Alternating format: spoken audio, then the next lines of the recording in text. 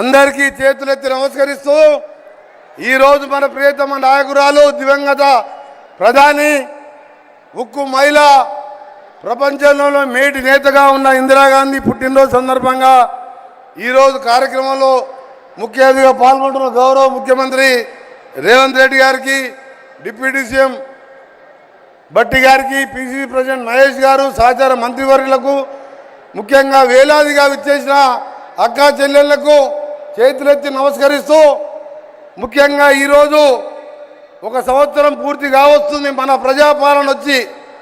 చెప్పిన కార్యక్రమాలు చెప్పని కార్యక్రమాలు ఎన్నో చేసుకుంటూ ముందుకు పోతూ మీ అందరి ఆశీర్వాదంతో రాబో కాలంలో ఇచ్చిన ప్రతి మాట నెరవేరుస్తామని ముఖ్యమంత్రి గారి నాయకత్వంలో మంత్రులుగా మేమందరం ఎమ్మెల్యేలము, ఎమ్మెల్యేలము, ఎంపీలము కలిసికట్టుగా అన్నీ కూడా మీకు అందుబాటులో ఉండి పనిచేస్తామని తెలియజేసుకుంటూ, మీరు ఇటీవల ఒక సంగతి చూస్తున్నారు. మాది నల్గొండ జిల్లా. నల్గొండ జిల్లా అంటే కింద ఫ్లోరైడ్, పైన మూసి రసాయనాలతోని 30 ఏళ్ళకి 60 ఏళ్ళుగా కనబడుతూ కాళ్ళు చేతులు వంకరై ఎన్నో రకరకాల రోగాలతో చనిపోతుంటే గౌరవ ముఖ్యమంత్రి గారు మూసిని ప్రక్షాళన చేసి 40-50 లక్షల మంది జీవితాలను కాపాడుదామంటే బావమరుదులు బీజేపీ కేంద్ర మంత్రి, ఇద్దరు కేంద్ర మంత్రులు ఢిల్లీలో ఉండి అభివృద్ధి చేయకుండా గల్లీలలో ఉండి ఆ పని చేయకుండా మా నల్గొండ ప్రజల జీవితాలను నాశనం చేస్తున్న పరిస్థితులు కూడా మీరు చూస్తున్నారు సోదరులారా.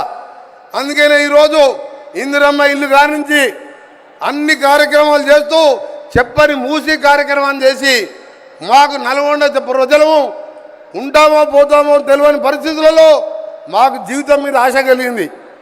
అరే గౌరవ ముఖ్యమంత్రి గారు ఇంత ధైర్యంగా ఏ ముఖ్యమంత్రి చేయలేని కార్యక్రమాన్ని చేశాడని, ఒకవైపు రైతులను కాపాడుకుంటూ రుణమాఫీ చేసుకుంటూ అన్ని రకాల స్కీములు చేస్తుంటే పనిలేని నాయకులు 7 లక్షల కోట్లు అప్పు చేసాయి 7,000 కోట్లు కూడా ఈ మూసి మీద ఖర్చు పెట్టకుండా ఇవాళ మాట్లాడి దానికి అడ్డం పడదామంటున్నారు. అందుకనే మీరే కథానాయకులుగా ఉండి మన గౌరవ ముఖ్యమంత్రి గారి నాయకత్వంలో ఇలాంటి మంచి కార్యక్రమాలు నల్లగొండనే కాదు, రంగారెడ్డి, హైదరాబాద్ మూసి ఎమ్మడి పోయే ప్రాంతం 1 కోటి మంది రోగాలతో ఇబ్బంది పడుతుండే అలాంటి మంచి కార్యక్రమాన్ని కూడా చెయ్యని దుర్మార్గులకు రాబోయే కాలంలో మీరే బుద్ధి చెప్పాలని తెలియజేసుకుంటూ మరొకసారి ఇందిరాగాంధీ ఈరోజు ఎక్కడ చూసినా ఇందిరమ్మ అంటాం. ఆ ఇందిరమ్మ కట్టే ఇల్లు ఇప్పటికి ఉన్నాయి, 60 ఏళ్ళ కింద కట్టాయి. ఆ ఇందిరమ్మకు మరొకసారి జోహార్లు అర్పిస్తూ ఆత్మకు శాంతి కలగాలని భగవంతుని ప్రార్థిస్తూ సెలవు తీసుకుంటున్నా. అందరికీ నమస్కారం. Thank you sir. Honourable minister Sridhar Babu గారి సందేశం.